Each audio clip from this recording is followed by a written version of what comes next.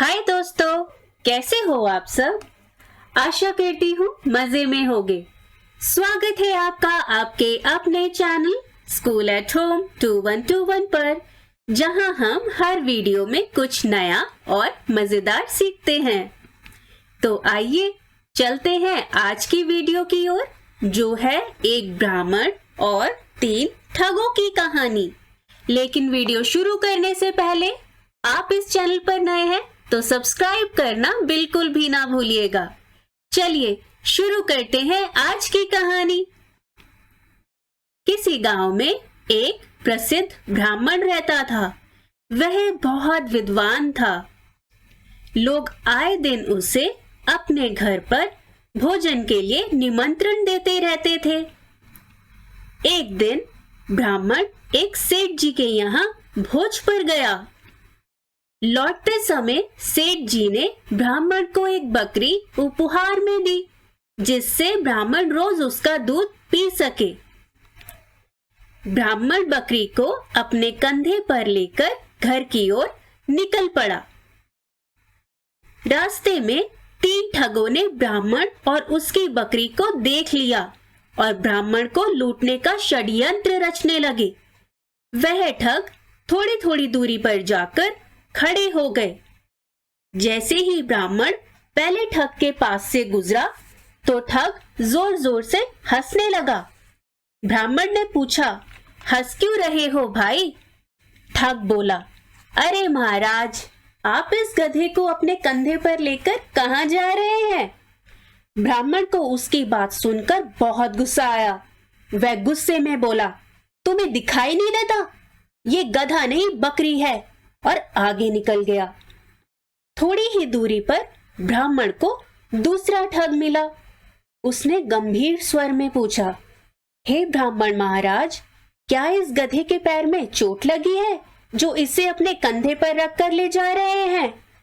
ब्राह्मण बोला, ये गधा नहीं बकरी है, बकरी। उस ठग की बात सोचता हुआ ब्राह्मण आगे निकल गया। अब बारी थी तीसरे ठग की। कुछ दूरी पर ब्राह्मण को तीसरा ठग मिला। तीसरे ठग ने भी ब्राह्मण से वही सवाल पूछा, महाराज, इस गधे को कहां से ला रहे हैं? अब ब्राह्मण थोड़ा परेशान हो गया, लेकिन अपनी परेशानी छुपाते हुए बोला, भले मानस, ये गधा नहीं बकरी है। ठग ने जोर देकर कहा, हे ब्राह्मण देवता, लगता है किसी ने आपके साथ छल किया है और ये गधा दे दिया है। उसकी बात सुनकर ब्राह्मण सोच में पड़ गया कि ये सारे एक ही बात दोहरा रहे हैं। क्या ये सच में गधा है? उसने ठग से तुरंत कहा, एक काम करो, ये गधा मैं तुम्हें दान करता हूं, तुम ही इसे रख लो। ठग बकरी लेकर अपने बाकी साथियों के साथ वापस आ गया। तीनों ठगों ने बकरी को बाजार में बेचकर अच्छी कमाई की। यही तो वो चाहते थे, और ब्राह्मण ने उनकी बात मानकर अपना नुकसान कर लिया। तो ये हो गई हमारी कहानी खत्म। तो इस कहानी से हमें क्या सीखने को मिलता है दोस्तों? इस कहानी से हमें ये सीखने को मिलता है, हमेशा अपने दिमाग का उपयोग करें और सोच विचार कर ही किसी पर विश्वास करें। हाय दोस्तों, कैसे हो आप सब? स्वागत है आपका आपके अपने YouTube channel school at home 2121 पर। आज हम आपके लिए लेकर आए हैं एक पंचतंत्र की कहानी, जो है बगुले भगत और केकड़े की कहानी। लेकिन वीडियो शुरू करने से पहले अगर आप इस चैनल पर नए हैं तो सब्सक्राइब करना बिल्कुल भी मत भूलिएगा। चलिए शुरू करते हैं आज की कहानी। ये कहानी है एक बगुले की, जो बहुत आलसी था। वह इतना आलसी था कि उसे अपने लिए खाना ढूंढने में भी आलस आता था। नदी के किनारे अपनी एक टांग पर खड़े खड़े दिन भर बगुला बिना मेहनत किए खाना पाने की युक्तियां सोचा करता था। उसने एक दिन एक योजना बनाई। वह नदी के किनारे एक कोने में जाकर खड़ा हो गया और मोटे मोटे आंसू टपकाने लगा। उसे रोता देख केकड़ा उसके पास आया और उससे पूछा, अरे बगुले भैया, रो क्यों रहे हो?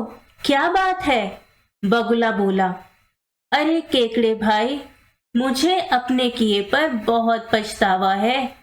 अपनी भूख मिटाने के लिए ना जाने मैंने कितनी मछलियों को मार डाला है।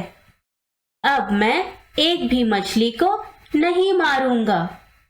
केकड़ा बोला, अरे ऐसा करने से तो तुम भूखे मर जाओगे। केकड़े को अपनी बातों में फंसता देख बगुला जोर देकर बोला, वैसे भी त्रिकालीन बाबा ने मुझे बोला है कि 12 सालों के लिए सूखा पड़ने वाला है, जिस कारण सब मर जाएंगे। केकड़े ने ये बात जाकर तालाब के सभी जीवों को बता दी। तालाब में रहने वाले कछुए ने चौंक कर कहा, तो फिर इसका क्या हल है? अपनी योजना को पूरा होता देख बगुला बोला, यहाँ से कुछ दूर पर एक तालाब है जो कभी नहीं सूखता। मैं एक एक को अपनी पीठ पर बैठाकर वहां छोड़कर आ सकता हूँ। उसकी बात सुनकर सारे जानवर खुश हो गए।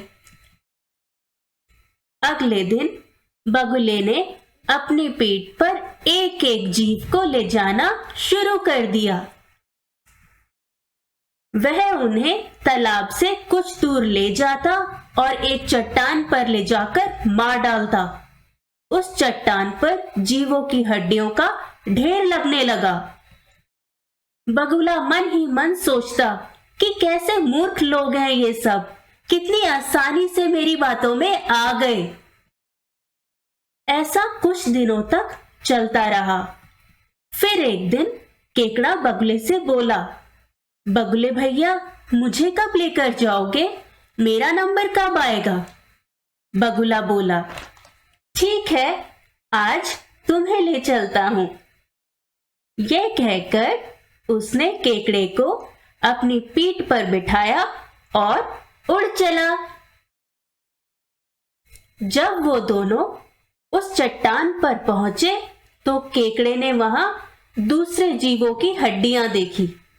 उसने तुरंत बगुले से पूछा, ये हड्डियां किसकी हैं और जलाशय कितना दूर है? बगुला हंसते हुए बोला, हा हा, कोई जलाशय नहीं है, ये सब तुम्हारे साथियों की हड्डियां हैं जिन्हें मैं खा गया हूं।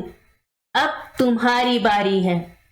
यह सुनते ही केकड़े ने बगुले की गर्दन अपने पंजों से पकड़ ली और बगुले को मार डाला। इसके बाद केकड़ा नदी के पास लौटा और अपने बाकी साथियों को सारी बात बताई। सभी ने केकड़े को ढेरों धन्यवाद दिए। इस कहानी से हमें क्या सीखने को मिलता है दोस्तों? इस कहानी से हमें यह सीखने को मिलता है कि हमें आंख बंद करके किसी पर भी विश्वास नहीं करना चाहिए। तो ये हो गई आज की वीडियो खत्म। Thank you for watching.